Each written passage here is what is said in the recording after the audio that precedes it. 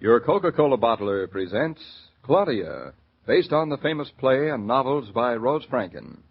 Brought to you transcribed Monday through Friday by your friendly neighbor who bottles Coca-Cola. Relax, and while you're listening, refresh yourself. Have a Coke.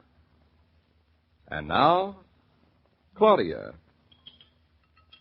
Well, how come you're taking a later train today, David? Are you trying to get rid of me? No, of course not. But how come you're taking a later train? Pass the cream, please. Oh, here you are, dear. It's got toast in it. You know, I think you're just doing this to irritate me. What, taking a later train? No. I thought you'd be pleased. He's telling me why. Because I want to spend 5 more minutes with you, my love. That's why. I wish that were the truth. I know better. I only 1 year. Yes, you do. I'm skeptical. Very, very. Mm-hmm. And what's the reason, since you know better? Drink your coffee. What a bump of curiosity you have. Well, you are excruciating it. Thank David, listen, please tell me why you're taking a later train, You're going to be awfully disappointed. Well, any reason is better than no reason. It's almost 8:30 and you're still here. Will you stop looking at the clock? I have a good 45 minutes before the train. It is not that I don't love having you here, darling. I just hope you know what you're doing. Well, I may as well tell you.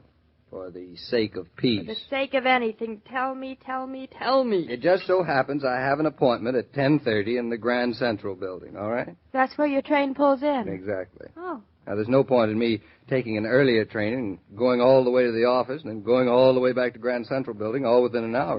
No point at all. So I'm taking a later train.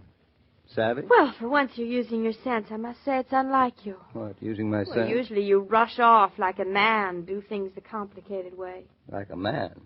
Well, I apologize for my sex. Oh, you don't have to, darling. Well, what time are you leaving the house? I told you my train isn't until 9:15. Oh, that's right, I forgot. Claudia, are you nervous or something? Why should I be nervous, It hurts me. I had a feeling all morning that you wish I weren't here. Oh, nonsense. David, have you felt that? I certainly have. Well, don't be hurt, darling. I just want to be sure you're not loitering because you're sick or anything. Good Lord. Do you always have to think of the depressing side of things? David, what are you worrying about now? I'm not worrying. That's unusual. I just wondered if you'd like to drive yourself to the station. What did you say? Well, I won't need the car today, so it's all yours. Well, say something. Sure, I'll drive myself to the station. I don't mind, of course, but I thought that... Well, I thought that... You thought I'd like to drive you? Well, I thought you did, but... Dope. Of course I love driving you the train, but I have a bunch of things to do, David, and since I'm going to have to start doing them later, I thought I'd just as well better start doing them sooner, so... That's clear. You can drive yourself to the station if you like, if you don't mind. I think I'll drive me to the Looney House. Well, it's almost 25 of 9, darling, so you better hurry. The Looney House is miles from here. Strange. I thought I was in it. Now, listen, Looney. You almost through with your breakfast? No, I thought I'd have another cup of coffee. You mind? How about you? Oh, no, thanks. I've had enough. Help yourself, though. I still think you're trying to keep something from me. Oh, stop being so suspicious, David. Go on, drink your coffee. I don't think I like feeling my wife is rushing me out of the house as if she had more important things to do. You are imagining things. It's just that it's almost 20 to 9, and I don't want you to drive at breakneck speed, will you? I mean, won't you? No, not if you don't want me to. Very sweet of you. What are you looking for? My pipe. I wonder where I left it. Oh, I think you left it in the living room last night. I'll get it. Oh, don't bother. I'll get it. No bother at all. I can't remember where I left it. Well, I'm sure it's in the living room, darling. Now, stay where you are. I'll find it. I'm looking for it, David. Stay where you are, though. No hurry. That's what you think. Now, let me see. What was that station? No, it can't be that. That doesn't sound like anything at all. Try 88. Maybe it's that. As I was saying, Betty. Oh, this is yes, George. Go on, I'm listening. Quiet. I was about to tell you about my most interesting visit with the police department yesterday afternoon. Oh, yes, I want to hear that. Yes, good. I think everybody else... Nobody, David. There's nobody here but me. I'm looking for your pipe, darling. I think you must have dropped it between the cushions or something, but I'll find it. Stay where you are. I wish I had a chance to go down to that police department with you, George. Tell me about it. Well, for one thing, do you realize, Betty, that the detectives on the New York police force can identify someone by a mere hair? By a mere what?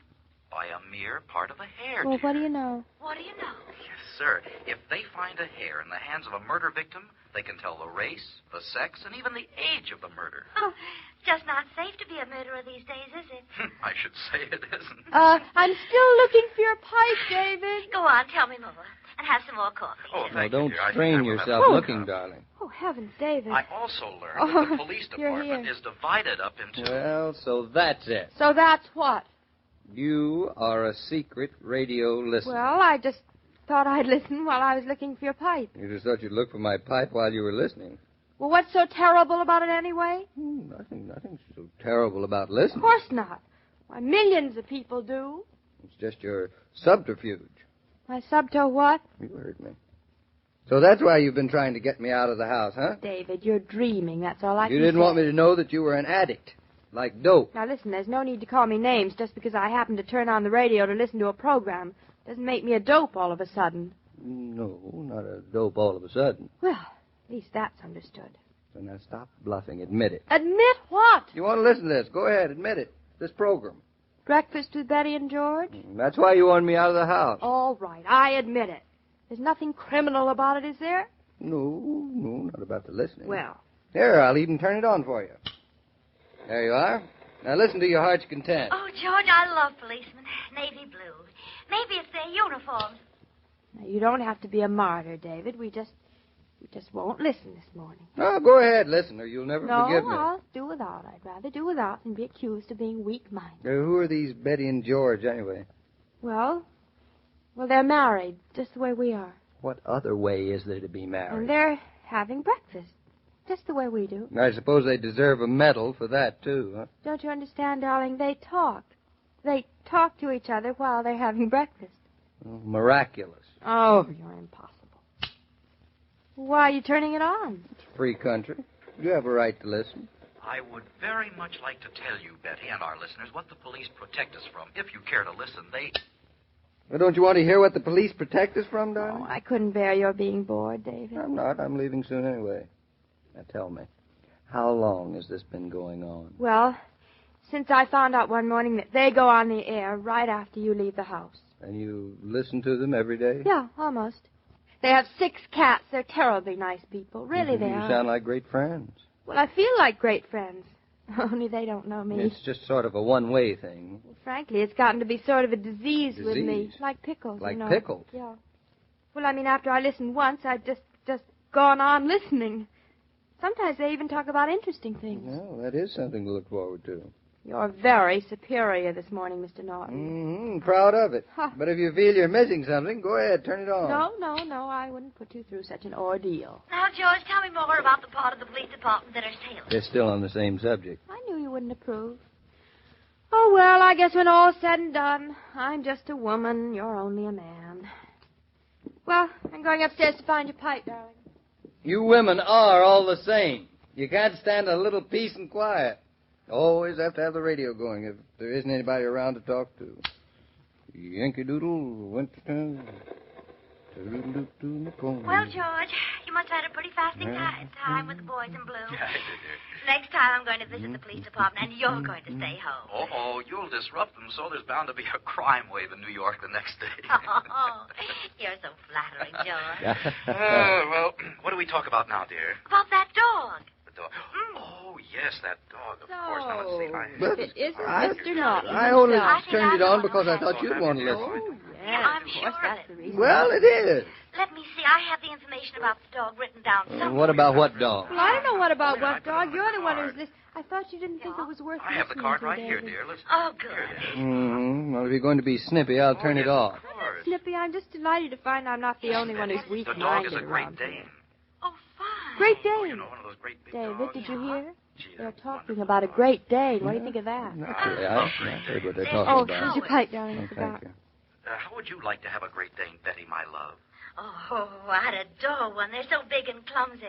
They must have known He Great lost our Dane sick personally, cat. too, once. I don't. Not our sick cats, dear. Our six cats. Oh, dogs I love think our cats. six At least, cats would murder well, him. Bluff loves Anyway, shakes. the I had a writer information and for our teller. They listeners don't. is, now everybody get this, we have somebody who has written to us who is trying to place her Great Dane. That's not She you. can no longer afford to keep him. I'd certainly hate to have to part with Isn't Bluff. that an awful Eats shame? an awful It's a lot of meat, wonderful though. dog. Not Now, for a Dane. she's had to close up her home, and so she's looking for a good home for her Great You know, Dane. they often do this, David. Yes, They well, now, find the homes Great and Dane is a very stray. big They dog. do It's very sound hard like to take pretty care of. nice people. They are. They're lovely. It must be awfully hard on somebody to part with a dog. Yes, dear, I guess it is. And Would be. particularly this kind of dog. From what our listener tells us, he's extra special. Oh, That's all special. dogs are. That's Now, just what if I any would of our have said, listeners would David. like a Great Dane and can afford to keep him, personally, I think that it should be someone who lives in the country with ample space. Ample space they're looking for. Well, they are pretty big dogs. You're telling Oh, us. I So, say if they any are. of our Why listeners Bluff want this can... Dane, Hey, Bluff... shut I up. How suggest can they I get listen? in touch with us. Oh, We are Mr. going to Naughton. be pretty careful about who we're going to give this Dane to,